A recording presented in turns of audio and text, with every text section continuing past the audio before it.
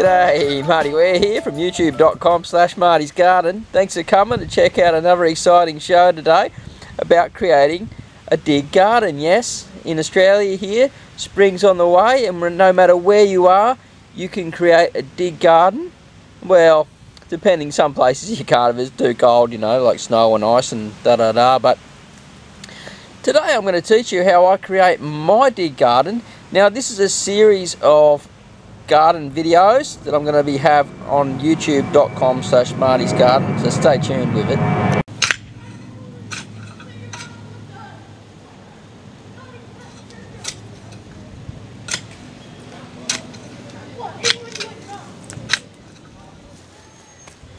You may also like to know what type of tools I'm going to be using to create my dig garden. Well, I started off with the spade first, and I made sure I've got the sharp edge on there so I can cut the grass and cut my edges. Then I've gone, next I've used the mattock, the old trusty mattock, to chop it up here and get it all going. And then last and not least, this bloke, the fork. The fork's to turn it all over and to till it all up and twist the grass out there at the same time, and to get down into the low part of the clay as well and smash it down in there, so if I throw in any minerals or any rock dust or anything like that, it goes down nice and deep as well. And that's pretty much it for the tools. As far as the rest of the stuff going, we're just using the fertilizers that I've shown in the other videos and the mulches to go down after we do the planting.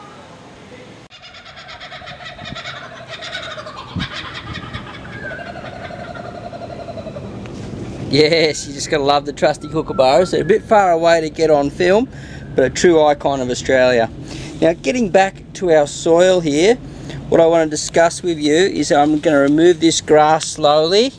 It's going over onto the grass pile over here, and then I'll come through and get the rest of the dirt that falls off that and get rid of that grass a bit later on.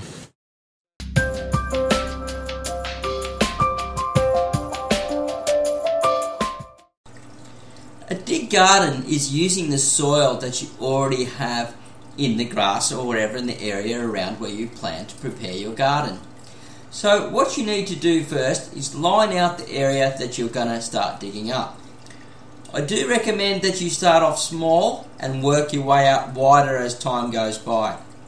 Now, you might also want to consider where you're going to walk around in the garden or how you're going to access the vegetables and herbs as well, as this can be an issue. You don't want to step on your garden bed too much and compact the soil.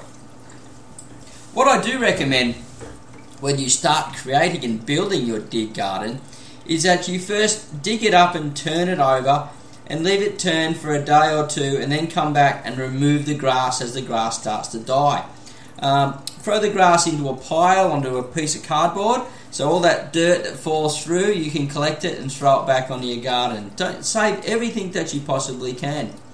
Also, you may want to get something like some mushroom compost, some chicken manure, cow manure, horse manure, different types of manures, but make sure it's nice and dry and old. If it's wet and smelly, you need to add it later on, just before you put the mulch down. But old manures, rotted manures, can be dug through the soil quite efficiently.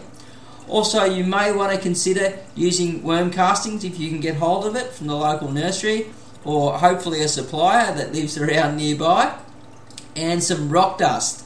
Yes, you want to add rock dust to add those minerals to the soil. Now, there's heaps of different types, so as many different varieties of rock dust you can get, add it into your soil over time. Remember, the vegetable garden and any type of garden is a build-up of soil always, so you're always continually building it up and making that soil profile deeper.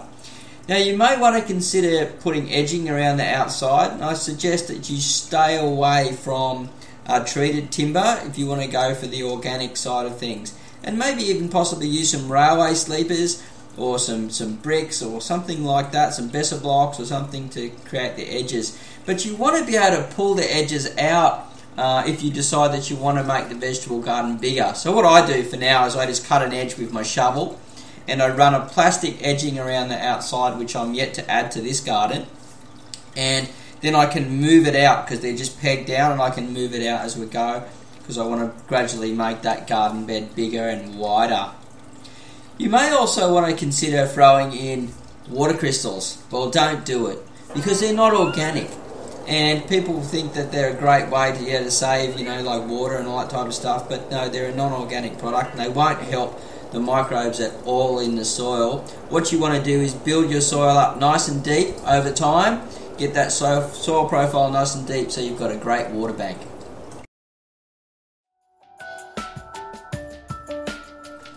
Here are some tips for your dig garden.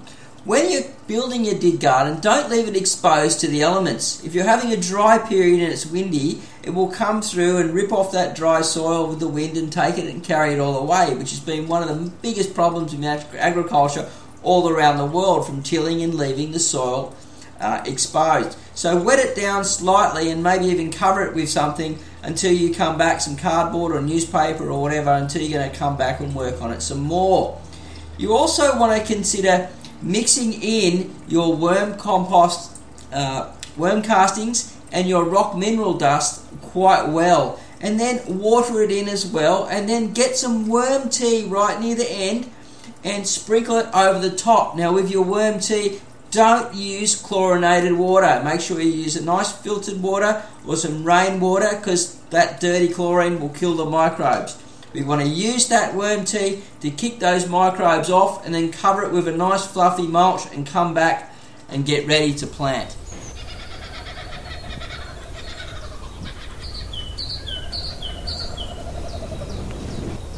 I hope you enjoyed that video.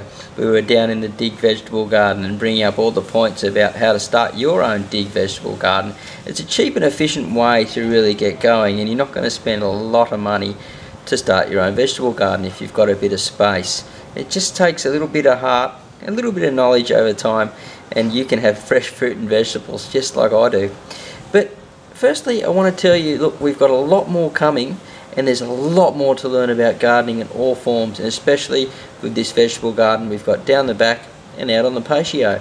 So click the like button up above, or click the like button down below, click the subscribe button up above, and yeah, come and watch us as I go on this journey, because you're going to learn plenty along the way. And look, I love yous all, and happy gardening, and we'll see you at the next video.